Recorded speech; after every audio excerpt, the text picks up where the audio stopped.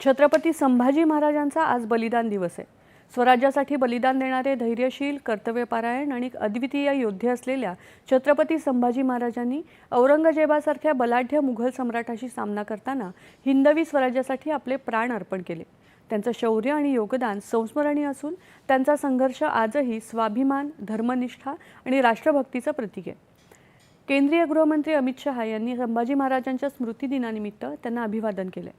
छत्रपती शिवाजी महाराजांकडून मिळालेला स्वराज्य, स्वधर्म आणि स्वभाषा यांचा वारसा जपण्यासाठी छत्रपती संभाजी महाराज आयुष्यभर कटिबद्ध राहिले। मुघल आक्रमकांच्या मनात धडकी भरवणाऱ्या छत्रपती संभाजी महाराजांच्या राष्ट्ररक्षणाच्या संकल्पाला क्रूर यातनाही डळमळीत करू शकल्या नाहीत, असं त्यांनी आपल्या समाज माध्यम संदेशामध्ये म्हटलंय।